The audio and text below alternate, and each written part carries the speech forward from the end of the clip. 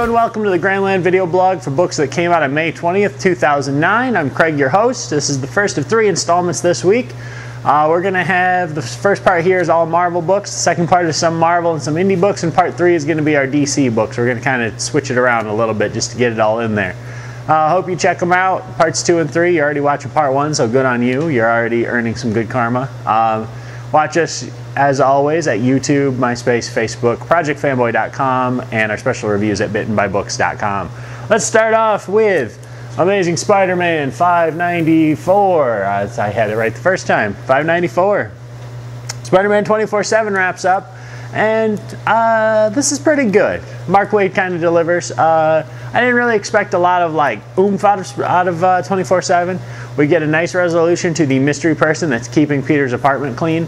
A pretty hilarious scene there, and a really nice wrap up to that mentality that Spider-Man worked himself into in the 24/7 arc. So I feel that in that sense the arc has resolved, and again, I wasn't expecting a lot from it. You know, we get to see the introduction of the Vulture, but we don't necessarily need to see the introduction, the full origin story, the backstory, and conflict resolution, and have him arrested all in the same arc. That's not absolutely necessary. You know, we get him on the table, we get a nice story with him, not just, you know, him appearing and then kicking Peter's butt and then going away. So that fits. And then we get a nice launching pad into the mentality that we need to take, you know, to see things from Spider-Man's mindset to get into American Son, which is really a good thing for this book. So another solid issue of Spider-Man here. You know, nothing really spectacular, but really just above the board, really well done all across the board. So, you know, it's good stuff. Barry Kitson on art, looking really great, and Mark Waid's writing, always solid on Spider-Man. Next up, Captain America number 50, which reminds me it's my monthly time to call out Andrew Bobo of Goldmine Comics to get down here. We need to have our point-counterpoint on Ed Brubaker and other things, and all things comics related. Be here, I dare you. Captain America number 50 by Brubaker and a bunch of others.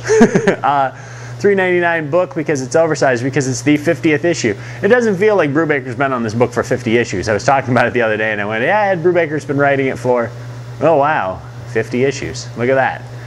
This is a story about Bucky's birthday, which has a cute little story, and it's kind of a nice feeling, you know, for a 50th, you know, for an anniversary issue, and we get a little extra Marcos Martin in there, and then we get even a nice Fred Hembeck story, a 2-page Fred Hembeck story. And it's been far too long since we've had a really good Fred Hembeck story in a comic book in the Marvel Universe.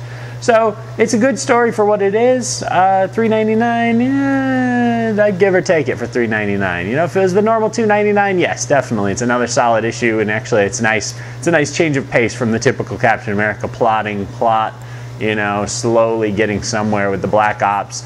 You know, it's kind of nice just to see another little, you know, one-shot fits in. It's a nice done-in-one in the Captain America mythology, which we don't get a lot of nowadays. And it's a shame because at $3.99 it's probably less likely to be bought than any other issue of Captain America, but it's a done-in-one, and it gives you a nice feel of what Brubaker's Captain America is about. Next up, Hulk number 12, or as I like to say, hyperbole and hype. Hype number 12. Ah, it's so big, you need to read it right now. Jeff Loeb and Ed McGuinness doing the Defenders versus the Offenders. Red Hulk versus Hulk. I don't know if this has gotten tired for you, but it's gotten tired for me. Everybody's dead at the end of number 11. Hulk died at the end of Red Hulk, and then we see Red Hulk go around and kill everybody. But then he somehow kills the Grandmaster, but then the Collector decides to reanimate everybody except the Grandmaster. He can't reanimate the Grandmaster. Of course, Red Hulk punches out the Watcher, so, you know, it's pretty much like Jeff Loeb pulling his genitals out and saying, you know what, I'm the biggest dude possible. You know, I'm going to be the alpha male and write my character, the Red Hulk. So really, I think the Red Hulk is Jeff Loeb. I believe that's actually the identity.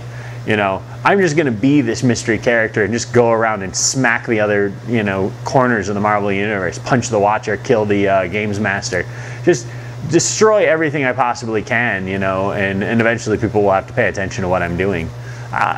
It's really, it's full of hyperbole, it's full of hype, you know, it's full of, and things will never be the same again until we get to the end of the issue, and it's all exactly the same as it always was. And Red Hulk and Green Hulk are still fighting, and nothing's been accomplished. It's really not that great. I'm not going to give it a toss because that would still be exciting in action, so I'm just going to give it the drop. And that'll work, because that is pretty much what it is. It's a flop.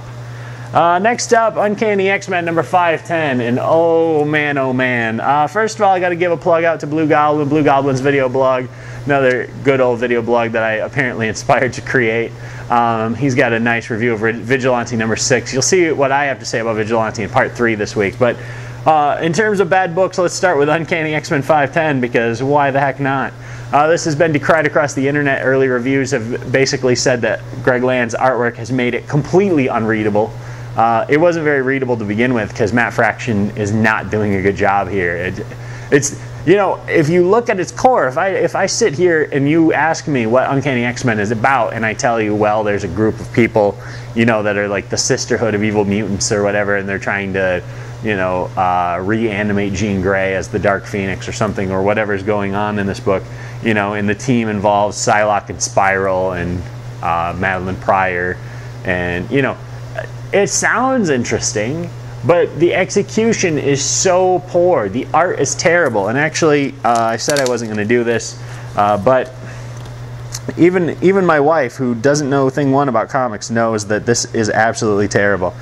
This is a page showing Lady Deathstrike, and I do believe that picture, if you can see it very well, she is drawn with, as my wife described it, a Michael Jordan arm and a Tyrannosaurus Rex arm. Over here we have a nice arm that's about yay long to scale, and this arm is actually about this long to scale. So it's just terrible. GrandLAN didn't find a picture of someone with their arm stretched out that wasn't being done from behind in a porno, so he couldn't you know, lightbox it.